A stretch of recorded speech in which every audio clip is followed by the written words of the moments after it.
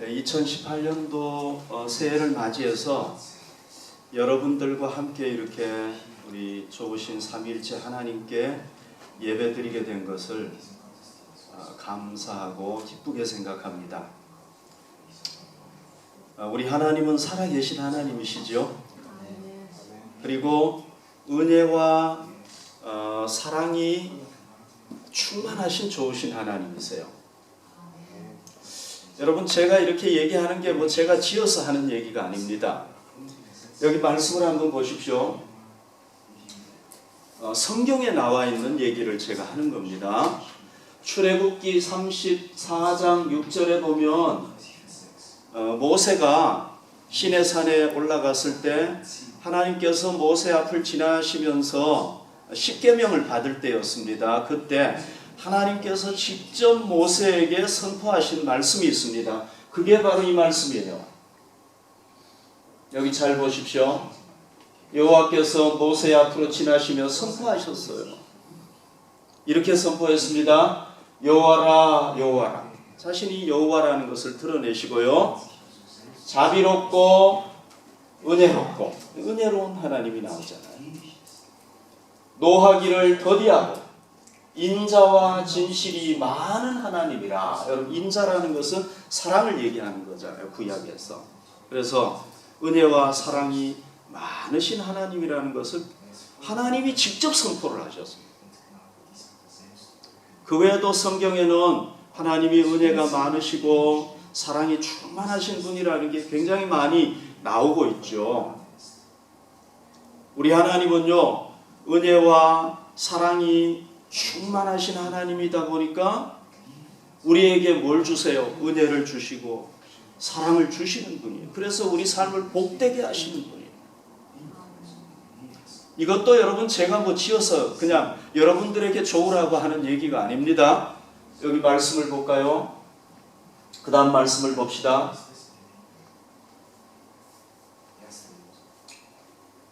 창세기 1장 18절이 나와 있는데요. 이 18절이 아니고 28절인데 좀 잘, 그 다음 말씀이 뭐예요? 아니네, 그죠? 예, 죄송합니다. 창세기 1장 28절에 보면은요, 26절인지 28절에 보면 이런 말씀이 있습니다. 하나님께서 우리 인간을 창조하시고 난 뒤에 복을 주셨다고 그랬어요. 그러니까 하나님께서 우리를 처음에 만드셨을 때부터 하나님은 우리에게 뭘 주셨느냐? 복을 주셨어요. 그 다음에요, 그 다음 말씀 볼게요. 이거 보십시오. 민수기 6장 24절 26절에 보면요, 인간이 다 타락했지 않습니까? 하나님께서 이스라엘 백성들을 첫 선민으로 선택을 했습니다. 하나님의 선택한 백성으로 이스라엘을 선택을 했습니다. 그리고 난 뒤에 하나님께서는 그들이 하나님 앞에 나와서 예배를 드리고 난 뒤에 제사장을 통해서 예배 드릴 때마다 이 말씀을 선포하게 하셨어요. 그래서 여러분, 이 24절 26절은요 지금도 이 루터교회, 이 독일에 있는 루터교회들은요 목사님들이 이 축복으로 축복을 해요. 우리 장로교는 신약에 있는 축복으로 축복하지만은 아직도 루터교회는요 이걸로 축복을 해요.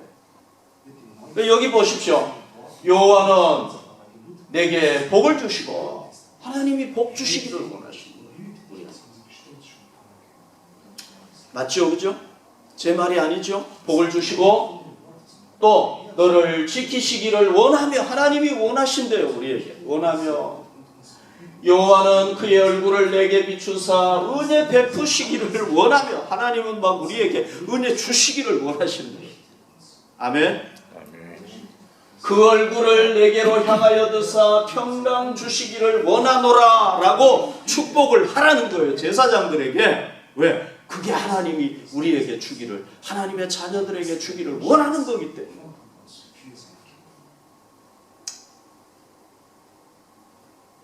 그러면요, 하나님이 우리에게 주시는 복이 어떤 것이 있을까요? 여러 가지가 있겠지만은 오늘 본문에 나오는 복이 있어요. 자, 첫 번째 복이 뭐냐면요. 말씀을 볼까요? 여기 보면 37절에 보십시오. 이렇게 많은 표적을 그들 앞에서 행하셨다 그랬죠. 이게 첫 번째 복이에요. 오늘 본문에 나오는 복이에요. 이렇게 많은 표적을 그들 앞에서 행하셨다고 했는데 이거 누가 행한 겁니까? 예수님께서 표적을 행하셨다는 거죠. 그죠? 여기서 표적이라는 게 뭡니까? 이 표적은요.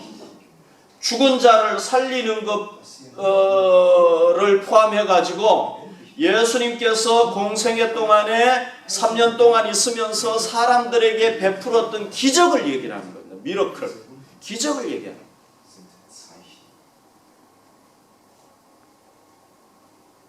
예수님은 우리에게 어떤 복을 주시기를 원하시느냐 하면요. 표적을 행하기. 그러니까 예수님께서 공생애 동안에 많은 기적을 행하실 거예요.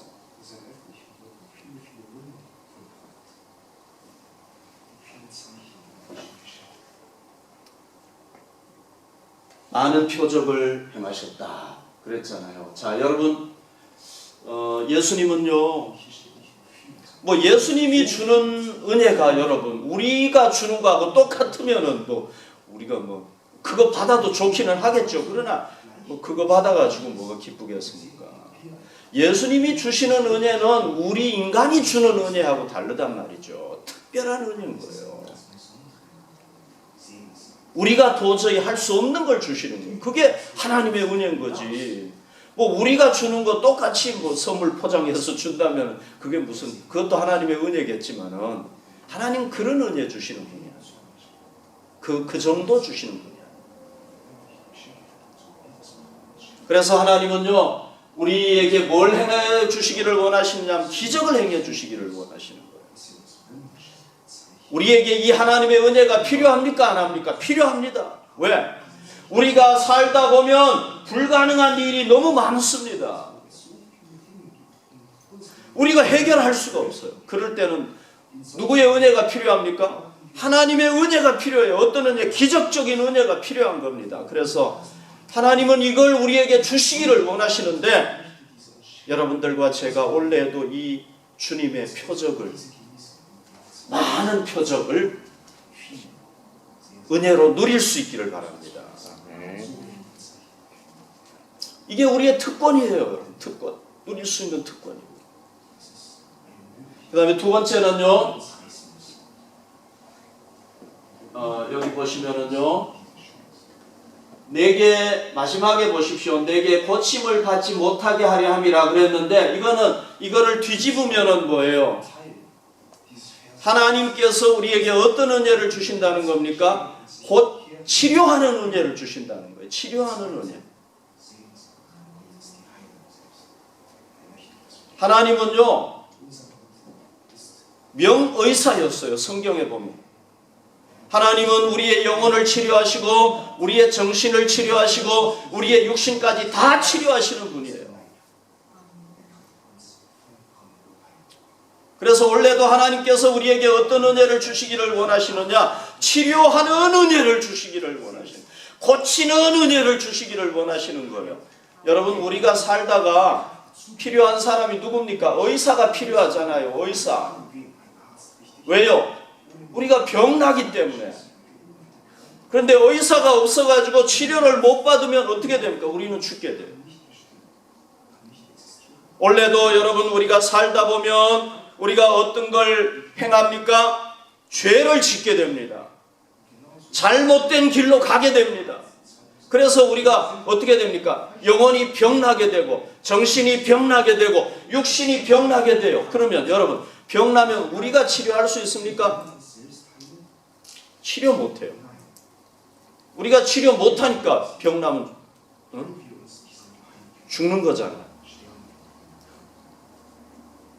의사가 치료해줘야 된단 말이죠.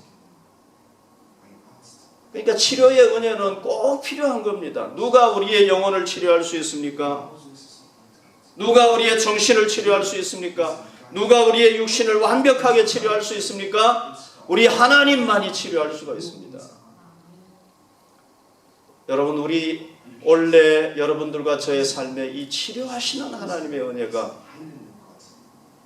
충만하기를 바랍니다. 이 은혜만 해도 여러분 놀라운 은혜지요, 그죠? 세상에서는 누릴 수 없는 하나님의 은혜니까 얼마나 굉장한 은혜입니까? 그런데 이것보다도 더 놀라운 차원의 은혜가 있어요. 그 다음 말씀을 볼까요? 41절에 보십시오. 이사야가 이렇게 말한 것은 주의 영광을 보고 주를 가리켜 말한 것이라. 그러니까 이사야는요, 하나님의 성전에 갔다가 보좌에 앉아 계신 영광스러운 하나님을 보게 된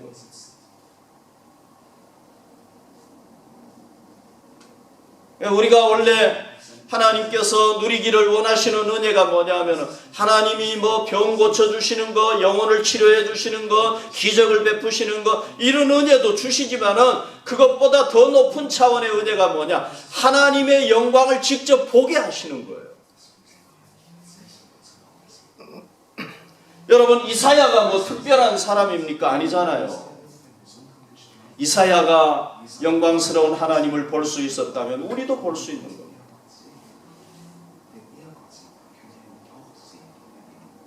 이 하나님의 영광을 보는 은혜, 하나님의 음성을 듣는 은혜, 하나님의 그 존귀함을 체험하는 이 은혜는, 하나님 자체를 체험하는 은혜는요, 이건 말로 표현할 수 없는 은혜예요. 이 은혜는요, 한 인간을, 어떤 인간이든지 간에 그 인간을 가치 있고 존귀하게 바꿔버리는 은혜인 거예요. 이거는 예수를 박해했던 박해자 바울이 이 주님의 영광스러운 모습을 보니까요, 위대한 사도 바울로 바뀌어지게 됐죠. 이사야도 그냥 뭐 제사장, 한 사람의 제사장으로서 있을 수밖에 없는 사람이었는데 성전에서 영광스러운 하나님의 모습을 보니까요, 하나님 앞에 역사가 끝날 때까지 가치 있는 선지자로 하나님 앞에 쓰임받게 되는 겁니다. 여러분 원래 여러분들과 제가 이 하나님의 영광스러움을 보게 되는 그런 은혜를 누립시다. 아멘. 우리가 누리지 못할 게 없잖아요. 그런데 오늘 이 성경에 보면은요, 너무 안타까운 모습이 나와요. 안타까운 내용이 나와요. 예수님 당시에 이 유대인들은요, 이 하나님의 은혜를 누리지 못했어요. 하나님께서 주기를 원하는데도 못 누렸어요. 이 사람들은 하나님의 백성이기 때문에 누릴 수 있는 특권이 있어요. 특권. 당연히 누릴 수가 있어도 그런데 못 누린 거예요. 너무 안타깝죠. 그러니까 여러분 우리도 그리스도인이라고 해서 다 누리는 게 아니라 우리가 하나님의 저런 은혜를 누릴 특권이 있는데도 못 누릴 수 있다는 겁니다. 그들이 누리지 못했던 근거가 뭡니까? 그 근거가 두 가지예요. 두 가지 영적인 장애 때문이에요. 장애. 영적인 적들, 두 가지 적 때문이에요. 이 두 가지 장애 때문에 그들은 누리지 못했어요.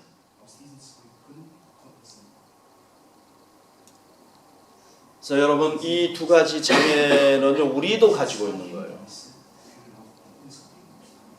하나님의 은혜를 누리고 하나님의 복을 누리지 못하면은 이스라엘 백성들이 불행하게 됐어요. 우리도 하나님의 은혜를 누리지 못하면은 불행한 삶을 살 수밖에 없는 거예요. 그래서 이 두 가지 장애가 우리에게 있다면은 이거를 제거하고 극복할 때 원래 우리가 하나님의 놀라운 은혜와 복을 풍성하게 누리게 될 줄로 믿습니다. 이 두 가지 장애가 뭐냐 하면요, 첫 번째 그들이 가졌던 장애는요, 불신이었어요. 불신. 어렵지 않죠, 그죠? 아주 간단하죠. 자, 말씀을 봅시다. 37절에 보십시오. 이렇게 많은 표적을 그들 앞에서 행하셨으나 그를 믿지 아니했다. 믿지 않았다는 게 뭡니까? 불신이잖아요. 불신. 누구를 믿지 않았습니까? 예수 그리스도를 하나님의 아들로 메시아로 믿지 않았다는 겁니다. 여러분 신약 시대의 원리를 알아야 돼요. 구약 시대가 지나고 신약 시대가 2000년 전부터 시작이 되잖아요. 그럼 신약 시대가 딱 시작이 되면 하나님은요, 우리를 구원하시고 우리에게 복을 주시고 누구를 통해서 주시느냐 하면은요, 하나님의 아들을 보내가지고 그를 통해서 우리에게 복을 주시는 게 하나님의 원리예요. 이게 성경의 원리입니다. 아멘. 그러니까 하나님의 아들을 보내주신 거예요. 예수 그리스도를 통해서 우리가 하나님의 은혜를 받을 수가 있는데, 예수님을 불신하고 예수님을 믿지 않으면 하나님의 은혜를 누릴 수가 없는 거예요.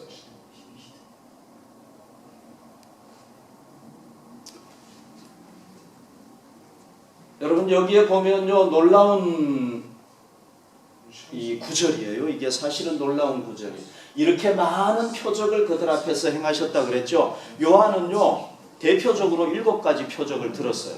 그러나 요한복음 그 마지막 장에 가보면요, 21장, 22장에 가보면요, 예수님이 행한 표적이 너무 많아가지고 막 다 적지도 못한다고 그랬어요. 하루에도 막 수백 가지 기적을 행하실 수도 있었어요. 그런데 그 많은 표적을 보면서도 믿지 않았다는 거예요. 이게 참 너무 신기한 일이죠. 그렇게 많은 표적을 보면서도 믿지 않아요. 그 원인이 뭘까요? 믿지 않았던 원인이 뭘까요? 이사야 6장 9절 10절을 통해서 이 요한은 대답을 합니다. 말씀을 한번 봅시다. 40절에 보면요, 이게 이사야 6장 9절 10절에 나오는 내용인데, 그들의 눈을 멀게 하시고 그들의 마음을 완고하게 하셨으니 이는 그들로 하여금 눈으로 보고 마음으로 깨닫고 돌이켜 내게 고침을 받지 못하게 하려 함이라 하였음이더라. 이게 요한의 분석이에요. 요한의 해석이에요. 왜 그렇게 됐느냐? 바로 이렇기 때문에 그렇다. 이렇게 얘기를 하고 있습니다. 여러분 이 구절을 잘 보면은요, 여러분 오해할 수가 있습니다. 자 보십시오. 하나님이 유대인들의 눈을 멀게 하고 마음을 완고하게 하셨기 때문에 그렇게 된 거다. 이렇게 우리가 오해할 수가 있는데, 하나님이 그렇게 하신 게 아닙니다.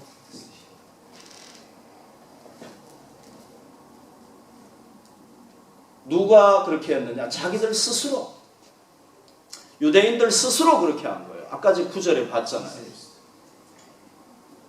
아무리 표적을 행하는데도 불구하고 안 믿는 거예요. 자기들 스스로 그렇게 된 거예요. 그런데 요한이 이렇게 분석을 한 이유가 뭐냐 하면은요, 왜 이렇게 했느냐 하면요, 이건 결과론적으로 얘기를 하는 거예요. 하나님께서 아들을 통해서 표적을 행하시고 믿으라고 막 얘기를 하고 그 다음에 증거를 보여주는데도 안 믿으니까, 언제까지 안 믿었냐? 끝까지 안 믿은 거예요. 그러니까 하나님은요, 어떻게 할 수밖에 없냐? 버려둘 수밖에. 이거를 유기라고 그래요. 유기, 버려둠. 성경에 이게 하나님의 징계예요. 왜? 끝까지 안 받아들이니까. 그러면은 결국은 어떻게 됩니까? 이 사람들은 하나님의 심판을 받을 수밖에 없는 거예요. 하나님의 심판은 이미 예정되어 있어요. 이 태초부터 벌써 예정되어 있어요. 우리는 모르죠. 우리는 결과를 봐야 알게 되는 거예요. 요한이 결과론적으로 보니까 결국 어떻게 되느냐? 하나님의 심판을 받게 되었고, 그래서 결과론적으로 이렇게 얘기를 해놓은 거예요. 이 사람들이 안 믿은 것은 결국은 이사야가 예언했던 그 말이 이 사람들에게 이제 성취가 된 것이다. 그렇게 얘기를 하는 거예요.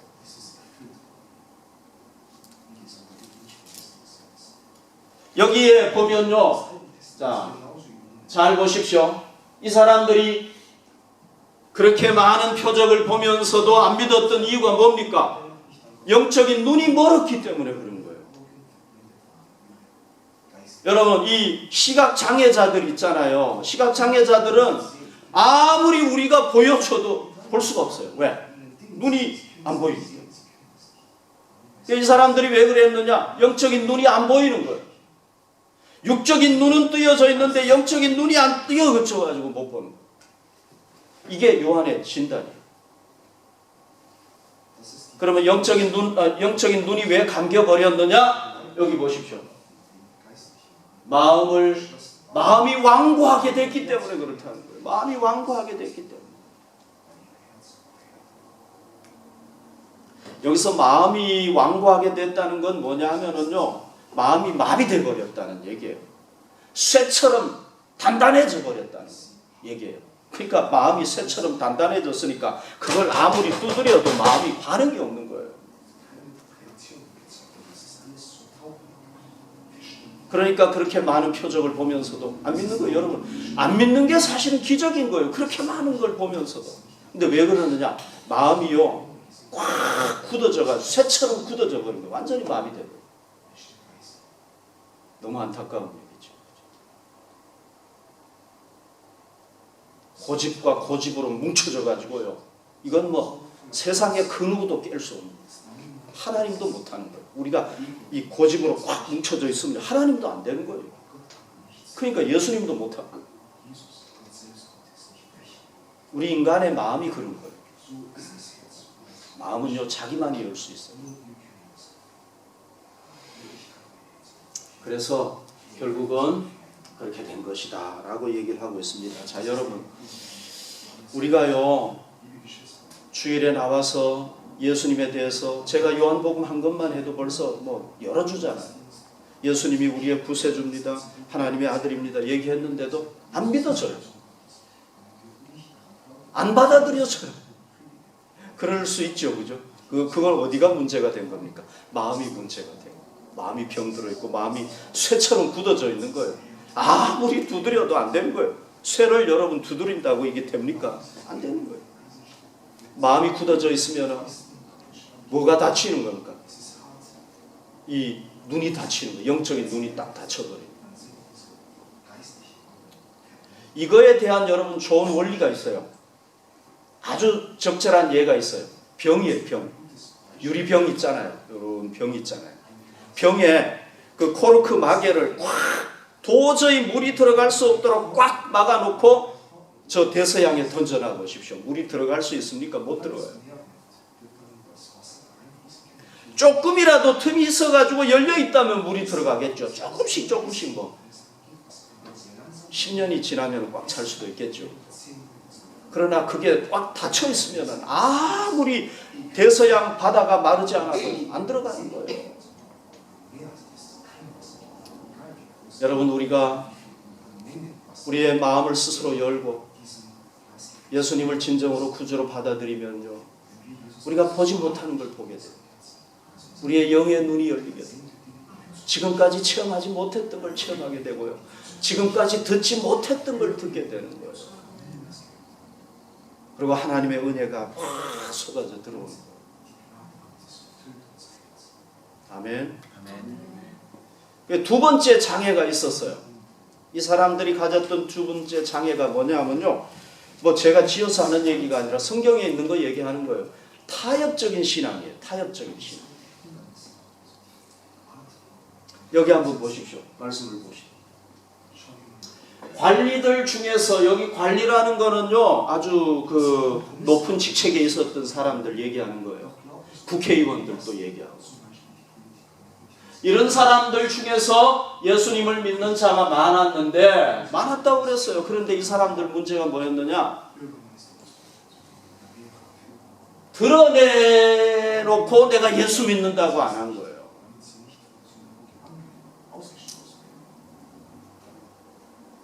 그래서 우리 한국 사람들이 한국 교회에서 많이 쓰잖아요. 이거를 한 발은 교회에다가 이렇게 딱 두고 또 한 발은 세상에다가 딱 두고 두 발을 이렇게 딱 걸치고 신앙생활 하는 거예요.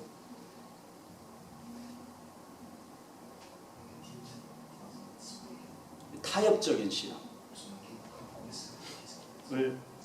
이 문제였어요. 자, 왜 그렇게 됐습니까? 여기 보십시오. 바리새인들 때문에 드러나게 얘기하면은 뭐가 됩니까? 출교를 당하게 돼요. 그 공동체에서 쫓겨나게 되는 겁니다. 이스라엘 공동체에서 쫓겨나는 거는 이거는 죽는 거나 마찬가지예요. 그러면 어떻게 됩니까? 관리들이 자기가 국회의원인데 어떻게 됩니까? 당장 국회의원 모가지 잘려. 못하는 거예요. 그러니까 두려워가지고. 그래서 요한이 이렇게 딱 진단을 했습니다. 그 다음 말씀을 볼까요? 그들은 사람의 영광이 뭡니까? 내가 가진 국회의원이라는 그 영광, 내가 가진 학자라는 영광, 내가 소유한 부라는 영광, 이거를 무엇보다 더 사랑했느냐? 하나님의 영광보다 더 사랑했더라. 이게 요한의 진단이에요. 이 사람들도 신앙인은 신앙인이에요. 믿기는 믿어요. 그런데 위험성이 뭡니까? 제자들이요, 왜 예수님을 부인했습니까? 예수님의 영광을 위해서 따른 게 아니라 자기 영광, 자기가 높은 자리를 차지하기 위해서, 자기가 뭔가를 얻기 위해서 예수님을 따랐더니 고난이 오니까 딱 예수님을 부인해버리고 마는 거예요. 이 사람들의 문제가 뭐냐? 둘 사이를 왔다 갔다 하다 보니까 자기에게 어려움이 오고 자기에게 문제가 생기고 예수님 때문에 불이익을 당하면 딱 부인해버려요. 위험이.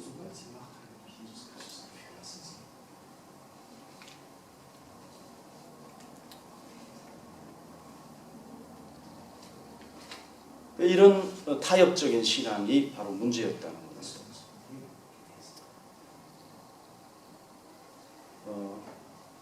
그래서 그런데요, 이 다음 말씀을 볼까요? 여기 보십시오. 요한복음 19장 38절 39절에 보면은 아리마대 요셉도 그런 사람이었어요. 이 사람이 아주 국회의원, 공의회 의원이었어요. 그런데 예수의 제자이나 유대인들이 두려워서 그것을 숨기더니 2일 후에, 예수님이 죽은 후에 빌라도에게 예수의 시체를 가져가기를 구하매 빌라도가 허락하는지라 이에 가서 예수의 시체를 가져가요. 그러니까 계속 그렇게 자기를 숨기고 신앙생활 했던 사람들도 있었지만은 그거를 완전히 극복하고 온전한 신앙의 사람으로 선 사람들도 있었다는 걸 보여주는 겁니다. 그 다음 구절도 한번 볼까요? 일찍이 예수께 밤에 찾아왔던 니고데모도 그런 사람이었어요. 그러나 모리아과 침량 섞은 것을 100리트라쯤 가지고 온지라. 이 사람들은요, 결국은 이제 자기 신앙을 드러낸 거예요.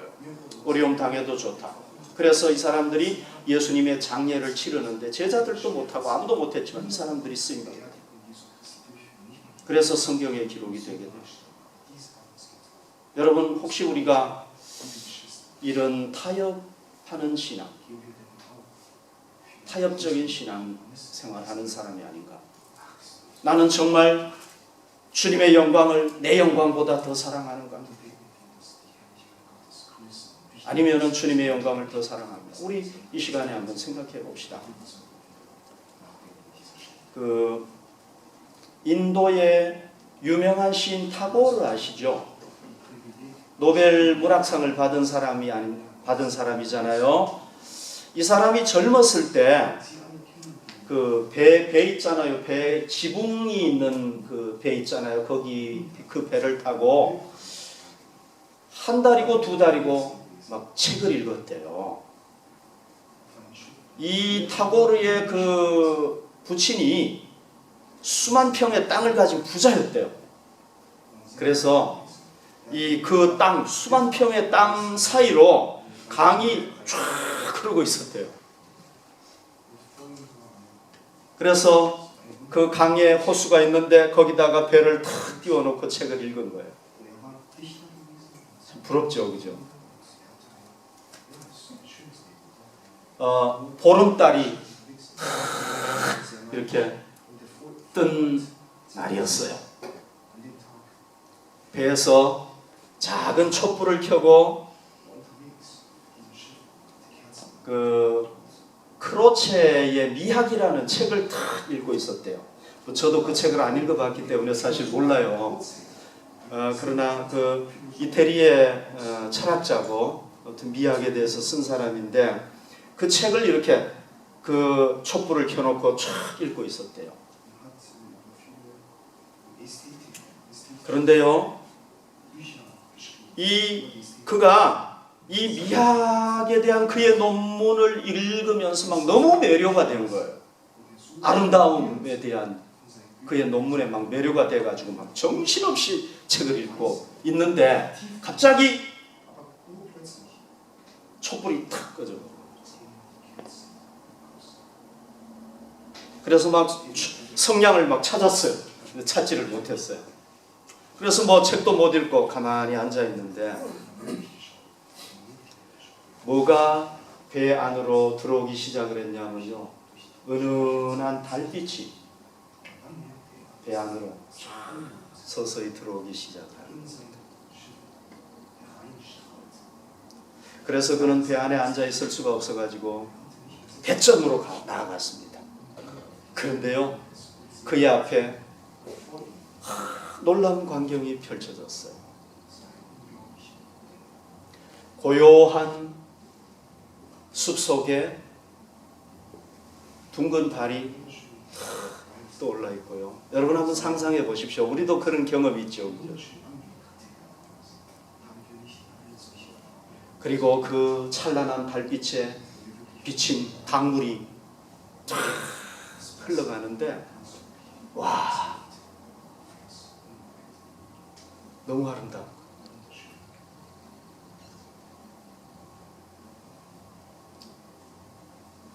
정말 여러분 그런 경험 해보신 적 있으시죠? 경이로워요.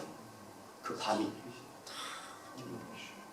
그래서 이 사람이 그날 밤에 일기를 적었는데 어떻게 적었냐면 이렇게 일기를 적었어요. 아름다움이 온통 나를 감싸고 있었다. 맞죠? 그죠? 아름다움이 온통 나를 감싸고 있었다. 그럼에도 불구하고 나는 그것을 외면한 채 아름다움에 대한 책을 읽고 있었다.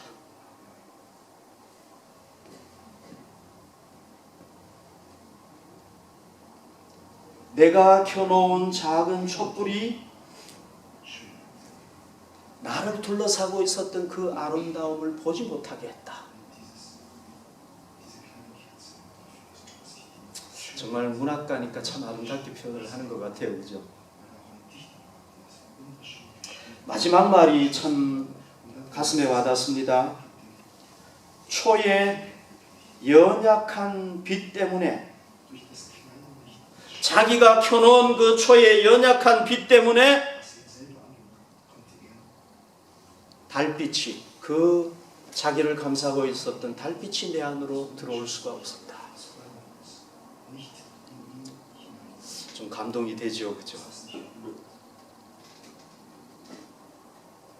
자, 여러분, 우리가 우리 자신에 대한 사랑, 우리 자신에 대한 영광을 버리면은 죽을 것 같고 끝날 것 같지만은 하나님의 사랑, 위대한 사랑, 하나님의 놀라운 은혜가 우리 삶에 침범하게 될 것입니다.